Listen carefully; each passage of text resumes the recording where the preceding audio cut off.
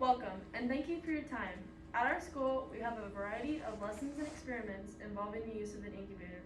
We raise different types of birds and have even in the past successfully dyed chicken embryos. But with each experiment, it brought up the idea that it would be much cooler to be able to see past the shell. That is why we would like to share this new biotechnology with you. We are incubating chicken embryos outside of their shells. Welcome and thank you for joining us. I am Elsie Warner. Claire Thompson, Olivia Pomeisel, and Carly Rains. We are representing the Wilber Clatonia FFA chapter, and we are cracking open the future. have you ever wondered what happens inside of an egg as a chicken embryo develops? In our ag classes, we have been studying the developmental processes of gestation and incubation. We were growing tired of the same old pictures and YouTube videos explaining it to us, so our only option was to break open the egg at various stages of incubation. We did not like this option since ultimately the chicken embryo would not survive. Then we discovered a new technique that not only allows us to visually record and observe the daily development of the chicken embryo, but also enjoy and profit from the live bird as a result. From this technique, we were able to study the anatomy and the physiology of the embryo and gained a deeper interest in embryology and science. You might still be thinking, how can you grow a chicken outside of its shell? Well, this process is actually much simpler than you might be thinking. Although there are some very important steps that must be taken, anyone can perform this very cost-effective experiment at no risk for the bird. All you really need is some household items that may be lying around and an upright incubator.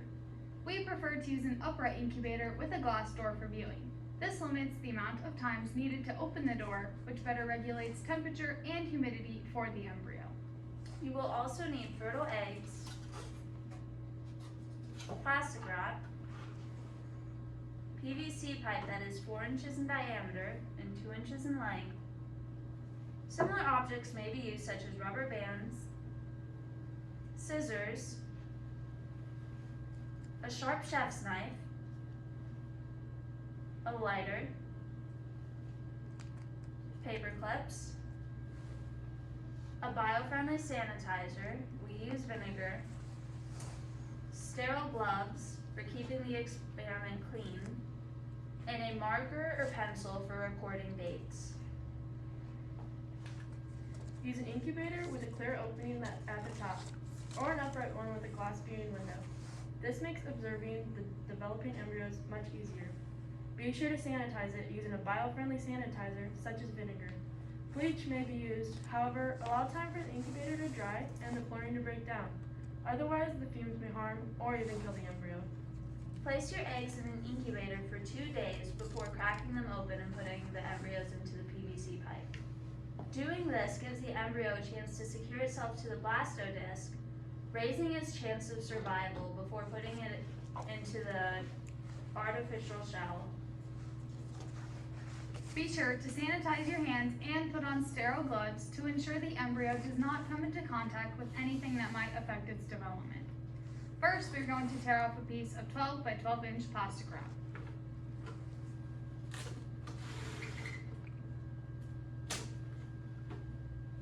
Next, we're going to place the plastic wrap over the PVC pipe and secure it with a rubber band.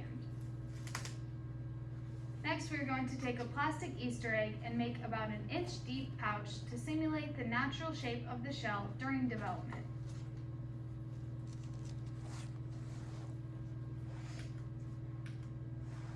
Take a 2-day-old embryo and carefully break it into the plastic pouch.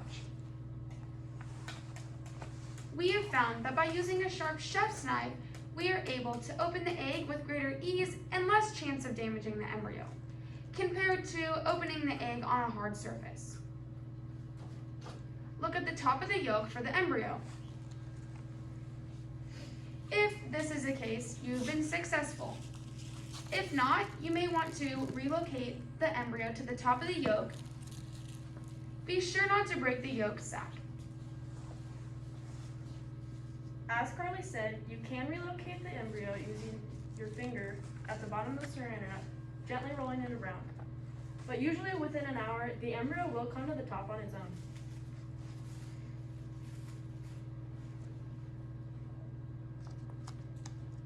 Now, we we are going to poke holes into the top of the saran wrap by heating up the end of the lighter and poking holes into the top. By heating this up, it not only allows us to more easily poke holes into the saran wrap, but it also sterilizes it at the same time. Once you have finished poking holes into the plastic wrap, tear off another piece of 12 by 12 inch plastic wrap. Secure it tightly over the top of the PVC pipe, covering both the yolk and the embryo.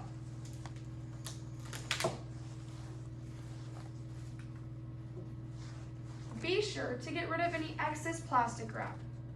We do this to ensure less surface area for bacteria to grow. Next, take a dry erase marker to ensure accurate records throughout the embryo's development.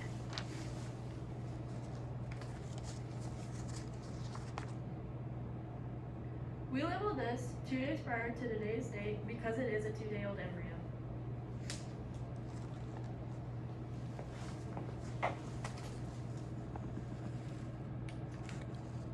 Place the egg back into the incubator while in the PVC pipe.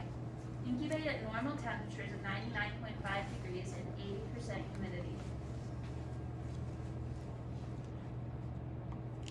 With the shell out of the way, we can now better observe the developmental stages of the bird embryos. Researchers can now more directly observe the developmental stages using a microscope or a time-lapse photograph. This also allows scientists to take DNA and protein samples much easier. With this easier access to the chicken embryo, it could lead to transgenic chickens, tissue engineering, basic studies in regenerative medicine, and artificial wombs. This could also lead to the preservation of rare birds. So, in conclusion, this technology has not only improved the studies of human medicine and agricultural practices, but it has made studying embryology, nutrition, and embryonic growth in our classrooms easier and safer. The best part is the chicks have a higher chance of survival. We utilize these chicks in various ag classes by performing nutritional studies, life stages, veterinary practices, meat processing standards, and food preparation techniques.